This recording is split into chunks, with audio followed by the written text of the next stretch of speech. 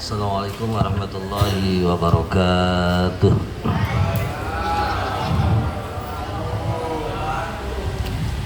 A'udzubillahi minasyaitonir rajim. Bismillahirrahmanirrahim. Innal hamdalillah wassalatu wassalamu ala Rasulillah wa ala alihi wa sahbihi wa mawalah. La haula wa la quwwata illa billah, amma ba'd. Hadratul muhtaramin, para kiai, para ustaz, para ustazah, para sepuh, para bini sepuh yang semuanya dimuliakan oleh Allah Subhanahu wa taala. Wabil khusus pengurus TKM Masjid Al-Fitrah Kota Cirebon serta hadirin jamaah pengajian yang dimuliakan oleh Allah Subhanahu wa taala.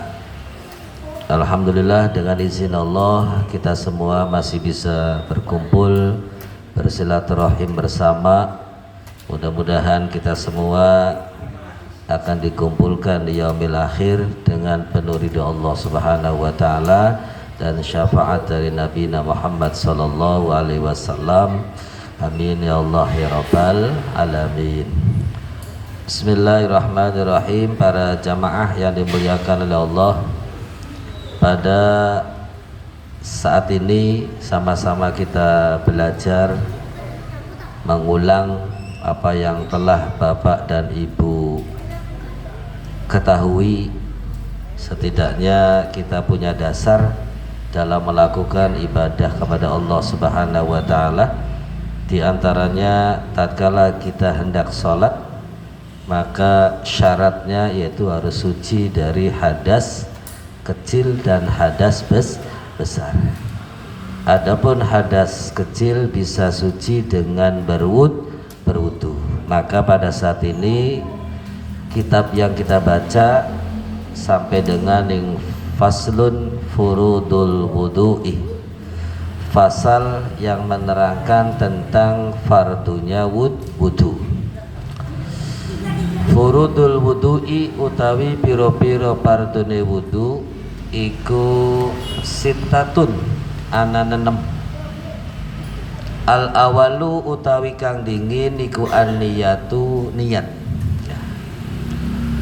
Para jamaah yang dimuliakan oleh Allah Subhanahu wa taala, kita berwudu itu ada fardu, ada sunnah.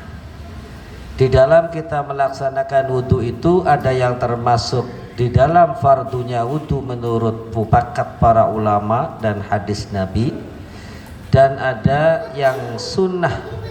Oleh karena itu harus bisa dibedakan mana yang fardu, mana yang sunnah. Serta ada batalnya wudu. Pada saat ini sama-sama kita belajar tentang fardunya wudu. Fardunya wudu itu berarti ada 6. Ada 6. Walaupun di dalam Al-Quran, A'udzubillahi minasyaitonir rajim. Bismillahirrahmanirrahim. Ya ayyuhalladzina amanu idza qumtum ilas salati faghsilu wujuhakum wa aydiyakum ilal marafiq wamsahu ru'usakum wa arjulakum ilal ka'bain. Nah, di dalam Al-Quran cuman membasuh muka ya, cuman idza kuntum ila sholati faghsilu wujuhakum, cuman muka, kemudian tangan sampai siku 2. Yang ketiga wamsahu ru'usakum, usap rambut kepala 3. Yang keempat wa arjulakum ilal ka'bain, yaitu kedua kaki sampai di atas mata kaki. Itu di dalam Al-Quran. Cuman berapa? 4 ya. Itu di dalam Al-Qurannya 4. Idza kuntum ila sholati faghsilu wujuhakum, maka basuhlah mukamu, wa aydiyakum ilal marafiq, dan kedua tanganmu sampai sikut, wamsahu ru'usakum, dan usaplah rambut kepalamu, wa arjulakum ilal ka'bain, dan kedua kakimu sampai di atas mata kaki. Itu di dalam Al-Quran. Kemudian di dalam fikih yaitu ada 6. Ada berapa, Je? 6. Berarti ada tambahan 2. Tambahan yang pertama yaitu al-awalu an-niyah, yaitu harus ada niat. Sebab di dalam hadis, di dalam kitab Arba'in Nawawi, hadis yang sahih, innama a'malu bin niyah, segala sesuatu tergantung niat. Oh ya. Kok kenapa niat itu penting? Karena Bapak Ibu, apakah orang yang cuci muka itu termasuk berwudu? Halo? Tidak kan? Apakah orang yang cuci tangan itu termasuk berwudu? Tidak. Apakah orang yang cuci kaki itu termasuk berwudu? Tidak. Walaupun yang dilakukan itu adalah bagian dari wudu. Tapi kalau tidak ada niat, maka tidak termasuk wudu. Nah, sama saja. Apakah setiap orang yang masuk di masjid itu mau sholat? Tidak. Hah? Tidak. Tidak. Ya. Makanya perlu ada niat. Nah, maka di bab niat ada antaranya an-niyatu fil qalbi. Niat itu di dalam hati. Ya. Muqtarinan bi fi'lihi, disertai dengan pekerjaan setelah niat. Salah satu contoh seperti ini. Saya mau makan. Saya mau makan. Di depan kita sudah ada piring, sudah ada nasi, sudah ada lauk, sudah ada sendok. Bapak Ibu bilang saya mau makan. Tapi nasi tidak dimasukkan ke dalam mulut, apakah sudah makan? Belum. Belum. Walaupun 1000 kali Bapak dan Ibu saya mau makan, yang dimakan sudah ada di depan, tapi tidak dimasukkan ke dalam mulut, apakah sudah makan? Belum. Belum. Berarti niat itu harus disertai. Saya makan. Itu berarti makan. Paham Bapak Ibu? Ya, alhamdulillah ya. Sebelum saya ngomong kan Bapak Ibu sudah paham lebih dulu ya. Para jamaah yang dimuliakan oleh Allah Subhanahu wa taala, berarti niat yang paling penting. Innama a'malu binniyah, makanya menurut Imam An-Nawawi Al-Bantani disebutkan bahwa niat termasuk di dalam fardunya wudu ya. Yang kedua, asani ghaslul wajhi, membasuh muka. Apa aja Bapak Ibu? Membasuh muka. Sekarang saya tanya ke Bapak dan Ibu, apa bedanya membasuh dan mengusap? Beda atau sama? Beda. Kalau membasuh, ya. Kalau mengusap, pel air, ya kan? Mengusap. Berarti rukunnya wudu, fardunya wudu yang kedua yaitu membasuh muka. Muka itu batasannya dari atas tumbuhnya rambut, sampingnya telinga, bawahnya ini janggut. Berarti kalau ada ibu-ibu berwudu terus pakai jilbab, apa Bu? Ngomong dewek ya. Nah, seperti itu ya.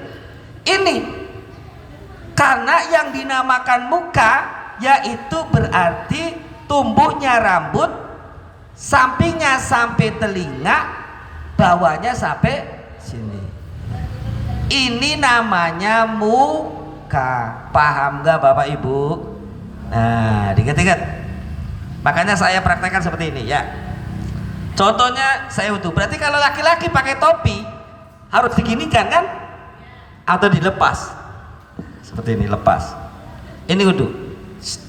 kan gitu.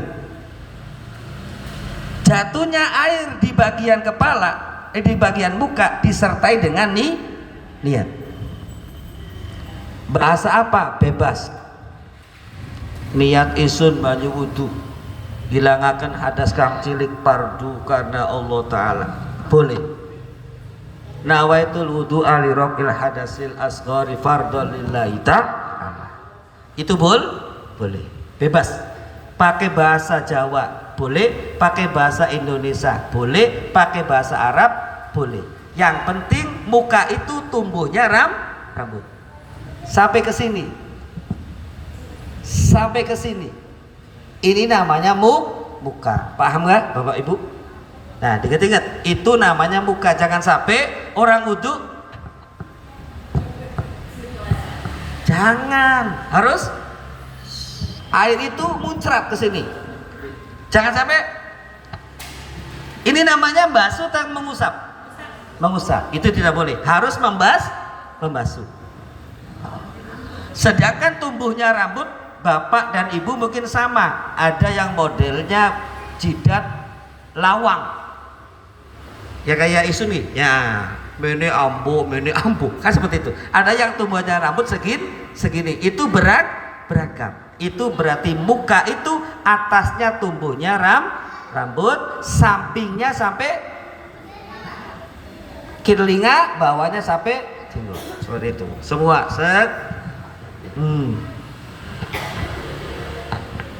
jadi semuanya kena. Itu muka. Paham gak Bapak Ibu? Nah, diingat-ingat, itu berarti muka. Berarti Bapak Ibu semua kalau membasuh muka harus dibasuh, bukan diusap. Ya, itu para jamaah yang dimuliakan oleh Allah Subhanahu wa taala. Berarti yang pertama niat, yang kedua membasuh muka. Niat disertai dengan membasuh muka. Jatuhnya air di sebagian permukaan muka disertai dengan niat. Wa talaffudu biha sunnatun. Nawaitul wudu ali rabbil hadasil asghari fardhon lillahi ta'ala. Ini sunnah yang wajib fil qalbi, di dalam hati. Paham ndak? Salat juga sama. Usolli fardhul maghribi salasa raka'atin mustaqbilal qiblati ada ma'muman lillahi ta'ala, sunnah yang termasuk rukunnya. Allah, mulutnya Allah, hatinya niat. Kalau belum srek, belum nempel, Allah, oh kunci itu di atas lemari, berarti jangan akbar, ulang lagi Bu. Makanya Ibu mungkin ada sering orang lihat sholat A'udzubillahi minasyaitonir rajim. Bismillahirrahmanirrahim. Qul a'udzu binnas malikin nas ilahin nas alladzi yasbisu bi sudurin nas minal jinnati was. Allah.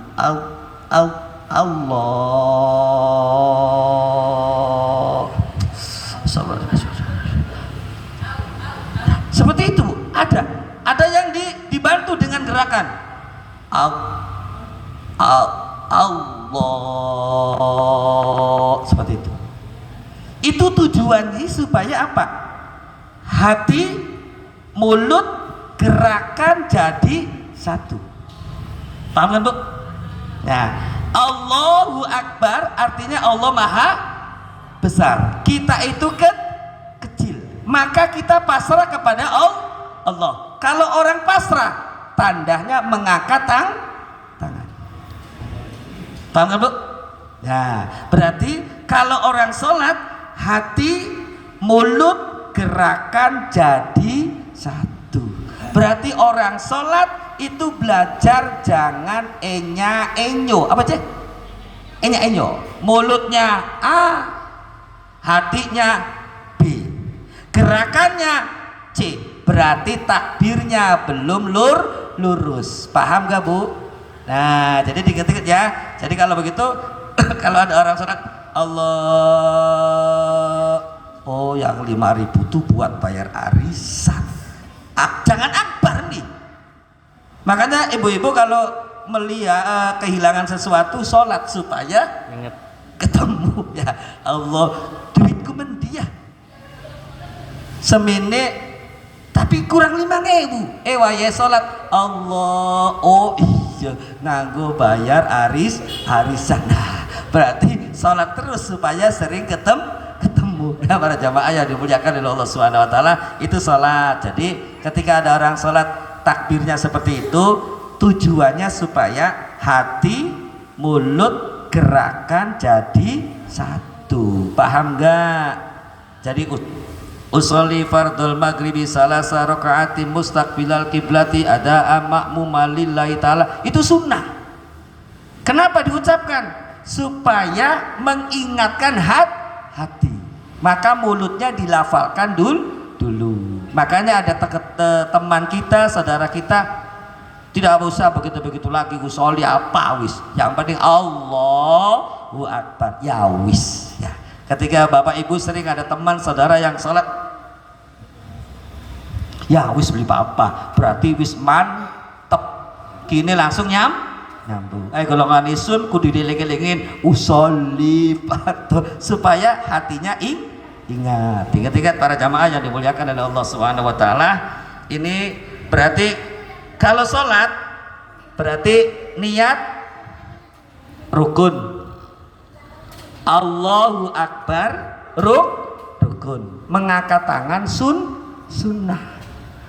Makanya kalau sholat ngangkat tangannya macam-macam nggak bu? Macam-macam ada nggak? Allah ada ya wis, ya kan?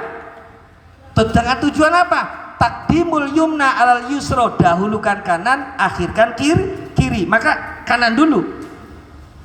Ada Allah, macam-macam Allah. Terserah, yang penting tangannya nempel. Apa cek? Nempel. Sebab kalau tangan nggak nempel goyang bu. Sok aja ibu sholat tangannya nggak nempel, ini jalan sendiri. Tapi kalau nempel tidak goyang, maka seperti ini. Nah, para jamaah yang dimuliakan oleh Allah Subhanahu wa taala, maka yang sunnah lah yang terjadi perbedaan. Tapi yang rukun sih sama. Berarti yang kedua yaitu asani ghuslul wajhi, membasuh muka, itu rukun atau fardunya wudu. Fardunya wudu berarti yang pertama niat, yang kedua yaitu membasuh muka, niat disertai dengan membasuh muka, dan yang ketiga yaitu asalisu ghuslul yadain, membasuh kedua tangan ma'al mirfaqaini, serta kedua siku. Makanya ibu-ibu kalau bikin baju yang kiranya bajunya bisa diginiin, kebayang? Atau ada kancing,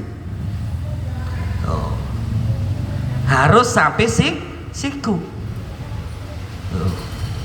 harus sampai siku.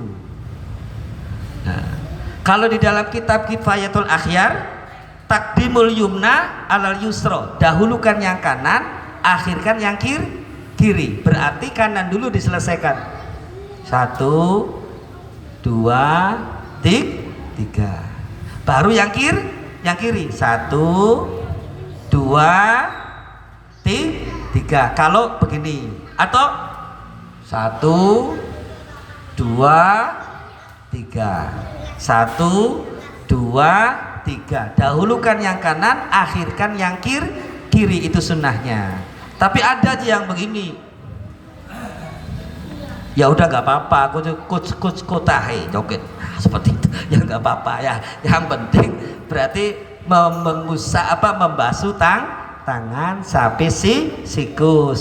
Ini selesai 3 kali, ini 3 kali. Yusannu tahallul bainal usbu'ain, disunahkan jari-jari ini ditempelkan. Barangkali ada yang belum kena, yang pakai cincin diputar cincinnya, seperti itu ya. Para jamaah yang dimuliakan oleh Allah Subhanahu wa taala, itu membasuh kedua tangan sampai di atas siku. Berarti yang pakai baju kostumnya, yang kira-kira kostum itu bisa ditarik sampai sikut atau ada kancing. Jangan sampai baju nggak bisa diginiin.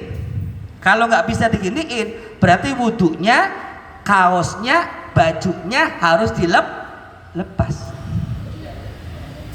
Wudhu ya maksudnya supaya tangannya kena, kan seperti itu. Masa wudhu ininya dibasahin, kan nggak mungkin, kan seperti itu. Nah berarti wudhunya harus di tempat sendirian. Nah para jamaah yang dimuliakan oleh Allah Subhanahu Wa Taala, Ar-Rabi' yang nomor 4 mas'u syai' minar ra'si, yang nomor 4 yaitu mengusap. Ini baru mengusap rambut yang ada di kepala. Makanya begini kan, ditarik kan seperti itu. Nah, seperti itu, ditarik berarti kita ngikut yang diusap. Ada yang pakainya? Ada, ya, bebas.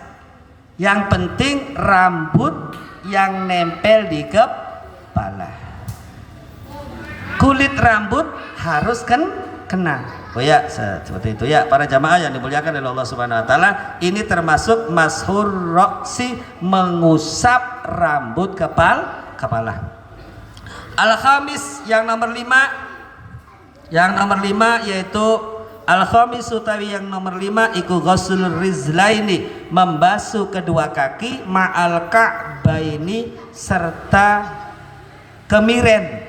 Kemiren itu berarti mata kaki. Jadi yang rukunnya, yang fardunya di atas mata kaki. Paham gak Bapak Ibu?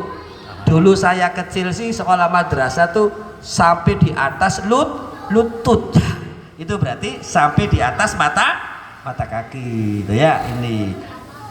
Yang kanan 3 kali selesai, kemudian yang kiri 3 kali selesai. Itu wudu. Nah setelah itu as-sadis yang nomor 6 itu at-tartibu, tartib berarti berurutan. Karena wudu adalah syariat untuk ibadah yaitu aturan agama yaitu adalah aturan. Berarti wudu juga harus diatur, tidak bisa sekarep dewek, tidak bisa karep sendiri. Orang saya maunya cuci dulu, orang saya maunya ini dulu, nggak bisa, harus ada aturannya. Makanya di Al-Qur'annya yaitu idza kuntum ila sholati faghsilu wujuhakum, muka, wa aydiyakum ilal ka'bain, tangan sampai sikut, wamsahu ru'usakum, dan usap kepala rambutmu, wa arjulakum ilal ka'bain, dan kedua kaki sampai di atas mata kaki. Para jamaah yang dimuliakan oleh Allah Subhanahu Wa Taala, berarti di Al-Qur'annya 4, di kitabnya 6, prakteknya banyak, ya kan? Cuci tangan, setelah cuci tangan terus berkumur 3 kali. Setelah berkumur kemudian memasukkan air ke dalam hidung atau disedot seperti itu. Nah berarti yang sunnah lagi yaitu membasuh telinga. Kok kenapa telinga bisa termasuk sunnah? Karena bisa jadi telinga terbawa oleh muka, bisa jadi telinga ini dibasuh sekalian mengusap rambut kepala. Nah para jamaah yang dimuliakan oleh Allah Subhanahu Wa Taala, itu adalah cara kita berwudu. Di dalam kitab ini yaitu jumlahnya fardunya ada 6. Para jamaah yang dimuliakan oleh Allah Subhanahu Wa Taala, mudah-mudahan yang disampaikan ini ada manfaatnya. Barangkali ada yang bertanya, bebas, mangga.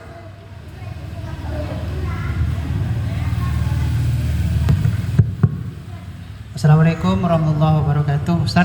Assalamualaikum warahmatullahi wabarakatuh. Sedikit yang ingin ditanyakan perihal berwudu.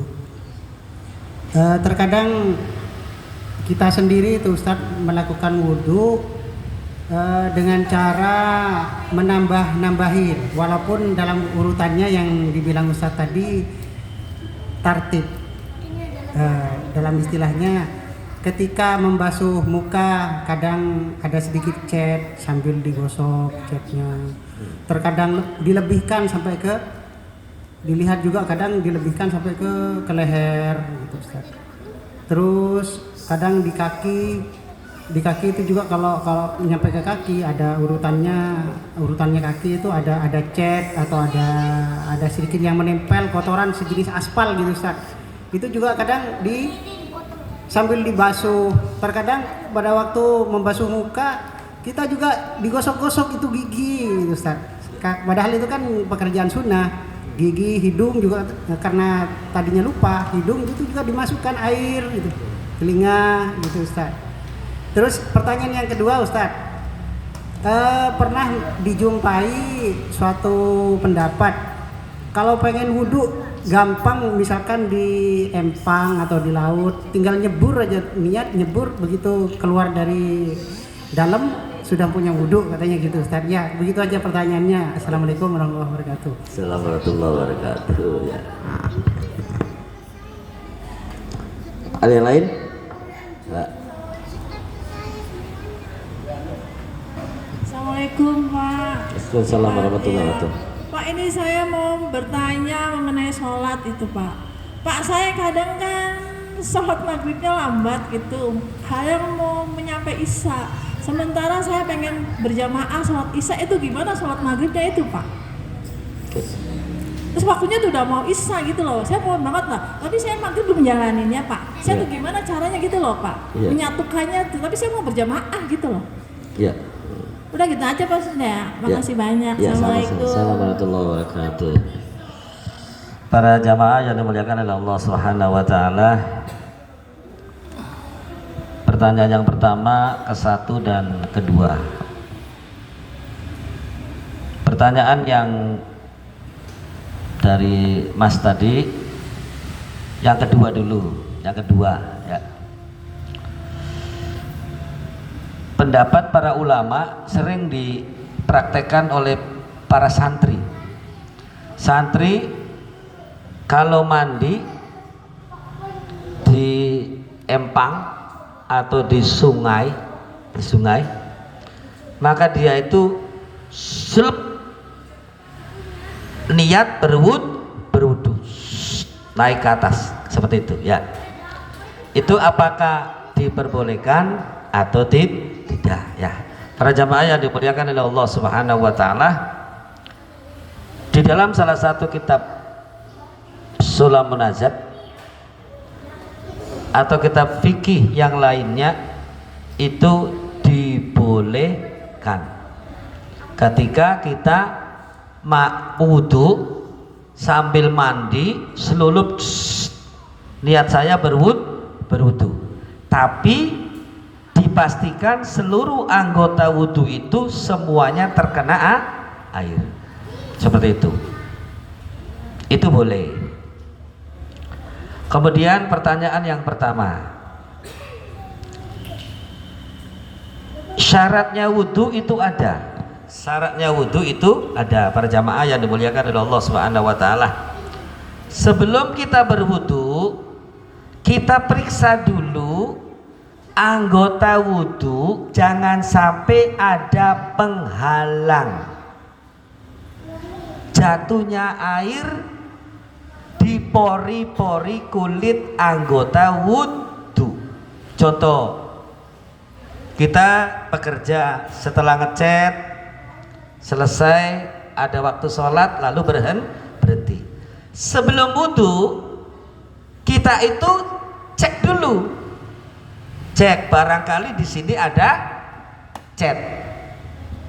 Kalau ada cat berarti diilangin terlebih dahulu. Sudah gak ada kacaan, gak ada, sudah gak ada, di kaki dicek. Ini ceritanya belum wudu. Syarat untuk melaksanakan wudu, dicek dulu anggota wudu, jangan sampai ada sesuatu yang menghalangi datangnya air. Sebab kalau ada sesuatu yang menghalangi datangnya air ke anggota wudhu yang fardu, maka wudhunya tidak sah. Paham? Ya, itu berarti dicek dulu, itu syaratnya kita berwudhu berarti harus mengkontrol bagian wudhu sekiranya tidak ada sesuatu yang menghalangi datangnya air, seperti cat, tip ek, ya seperti itu. Nah itu nasi juga kadang kalau diinjek ces ya sampai wudhu selesai ternyata nasi masih ada. Nah berarti nasi ini menghalangi datangnya air ke anggota wudhu. Dicek dulu. Setelah dicek selesai lalu masuk kita ke urutan wudhu. Berkumur sunnah. Berkumur disunahkan masuk jarinya ke mulut. Barangkali ada apa? Barangkali ada sisa makanan. Khawatirnya bapak ibu sholat Allahu Akbar, lidahnya jalan, disedot, cepol, mending namun deng sih ya, beli baru kangkung ya. Nah sudah lepas, ada di ujung lidah, lumayan ditelen, itu berarti sholatnya batal. Sholatnya sambil makan. Paham? Maka orang sholat tidak boleh makan. Gak mungkin orang sholat sepiring makan, gak mungkin, itu tidak ada. Maksud sholat tidak boleh makan, diantaranya itu. Makanya ketika posisi kita wudhu berkumur yang keras, supaya apa? Sela-sela gigi ini sisa makanannya lepas. Kurang puas dengan selesai ya. Terus hidung, masukin air hidung atau disedot seperti itu supaya hidungnya bersih. Kemudian membasuh muka. Pertanyaan tadi, membasuh muka sambil gosok-gosok gigi. Nah itu berarti tidak menempatkan sesuatu pada tempatnya. Padahal gosok-gosok gigi itu adanya di dalam berkumur. Seperti itu ya, adanya dalam berkumur. Lalu kalau orang itu wudhu berkumur dulu, boleh gak? Boleh, karena sunnah. Tapi sudah terlewat ya, kitanya ke muka. Ya udah, kalau sudah terlewat, sudah ke muka, niat sambil membasuh muka, berarti lanjutkan semua pekerjaan setelah membasuh muka. Jangan diulang lagi, berkumur lagi. Itu namanya tidak tertib. Tidak apa? Tertib. Itu. Terus ada lagi, kadang tuh chat. Nah chat itu berarti dilakukan sebelum wudhu. Kesininya dicek kan seperti itu ya. Nah ada lagi yang wudhu sambil menyelam sambil minum air.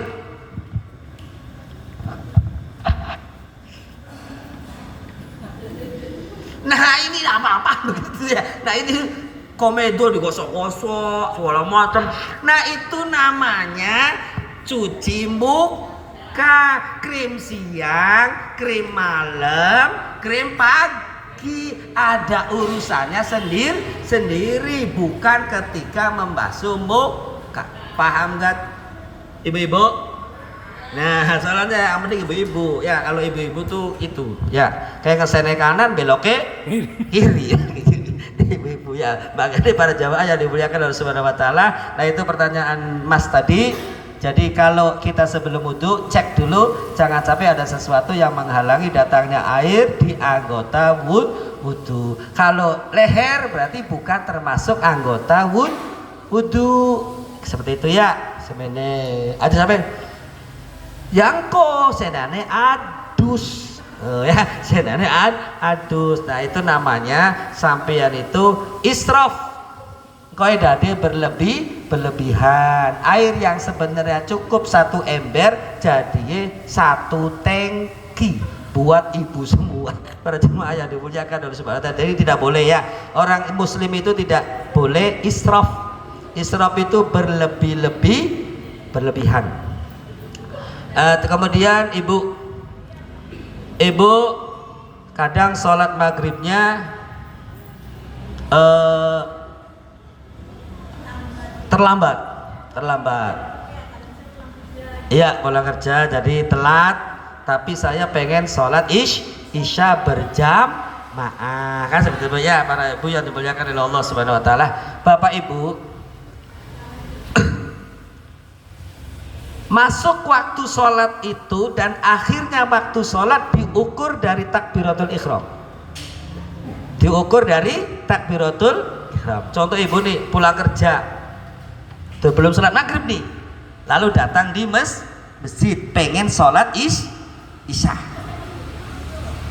Ibu masih di rumah, tapi pengen sholat di masjid berjamaah. Ibu belum sholat maghrib. Aduh, masya Allah, enak nih bu ya. Posisi masih di rumah, ya kan? Baru pulang kerja, belum sholat maghrib. Tapi saya pengen sholat isya berjamaah. Nah, para jamaah yang dimuliakan oleh Allah Subhanahu wa ta'ala, ibu. Halo ibu. Ya. Sholat itu hukumnya fardu. Kewajiban seorang muslim laki-laki dan muslim perempuan. Paham? Satu. Berjamaah hukumnya bagi laki-laki sunnatun muakkadatun. Sunnah muakkad. Bagi perempuan hukumnya jawazun. Boleh saja. Paham? Boleh saja. Jadi kalau ibu baru pulang berkemas belum sholat maghrib, lari menuju ke masjid ingin berjamaah. Sampai di masjid, Allahu Akbar, isya. Berarti ibu mendahulukan yang boleh, meninggalkan yang wajib. Itu ibu jangan seperti itu. Jadi ibu yang penting sholat maghrib dulu.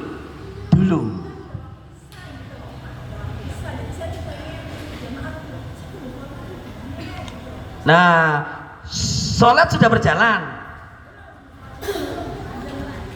lagi adzan, tapi pas wayanya adzan, ibu ingat bahwa saya belum maghrib. Oh iya. Para jemaah yang dimuliakan oleh Allah Subhanahu wa ta'ala. Jadi para jemaah yang dimuliakan oleh Allah Subhanahu wa ta'ala, tatkala saya kembali ke rumah, kemudian saya karena terburu-buru ingin sholat berjamaah di masjid sholat isya, sehingga saya lupa bahwa belum sholat Oh iya, berarti ibu ketika ibu terasa saya belum sholat maghrib itu posisinya di mana bu? Nah, pengen sholat isya. Iya, jadi ibu tetap ibu harus sholat maghrib dulu, walaupun sudah masuk isya. Berarti ketika waktu maghribnya ibu lupa. Oh kerja. Para jamaah yang dimuliakan oleh Allah Subhanahu wa ta'ala ya. Nah, jamaah yang dimuliakan oleh Allah Subhanahu wa ta'ala. Ya, jadi caranya harus bagaimana kan bu ya? Apakah saya sholat isya berjamaah? Ya kan seperti itu. Ataukah saya sholat maghrib sendirian? Kan seperti itu. Sendirian dulu tuh kemudian sholat isya. Nah, para jamaah yang dimuliakan oleh Allah Subhanahu wa ta'ala, para jamaah, berarti ibu yang pertama, karena posisi ibu belum sholat maghrib, ya posisi belum sholat maghrib, kemudian sudah datang waktu isya, maka saya itu harus sholat maghrib dulu atau saya sholat isya berjamaah. Kan seperti itu bu ya.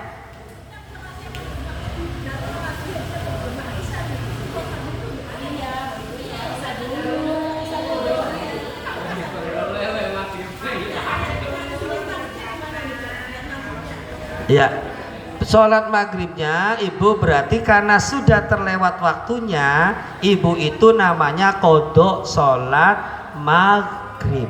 Kodok sholat maghrib karena sholat maghribnya ibu sudah habis, maka ibu lakukan kodok sholat maghrib. Apanya? Iya, kalau berjamaah kan isyaknya ya, isyaknya berjamaah karena masuknya sudah masuk isya nih Bu, maka ibu sholat isya, kemudian setelah isya ibu kodok sholat maghrib karena waktunya sudah isya.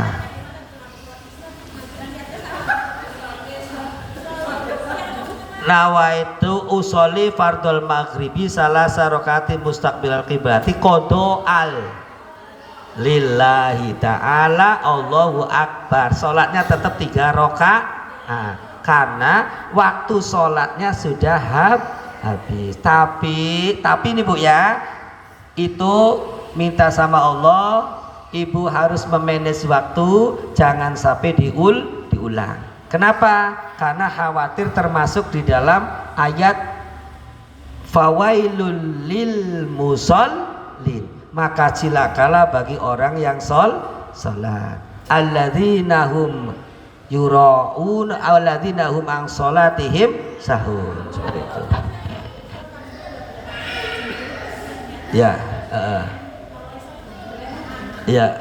Ya seperti itu maksudnya. Itu sudah sekarang mulai di manage waktunya supaya bisa mengatur ibadah sholat maghrib di waktunya. Ya kadang-kadang ya, kalau kadang-kadang sekarang coba minta sama Allah supaya ditempatkan waktunya, dan pribadinya berusaha untuk supaya bisa mengatur waktu. Nah, para jamaah yang dimuliakan oleh Allah Subhanahu wa taala, mungkin itu karena sudah isya, mohon maaf atas segala kekurangan apa yang saya sampaikan ini.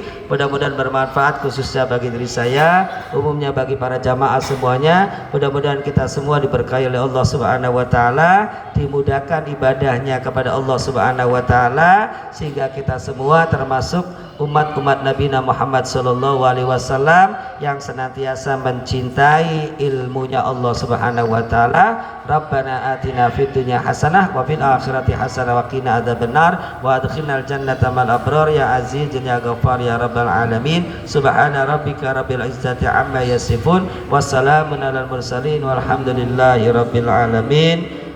Wabillahi taufiq wal hidayah. Wassalamualaikum warahmatullahi wabarakatuh.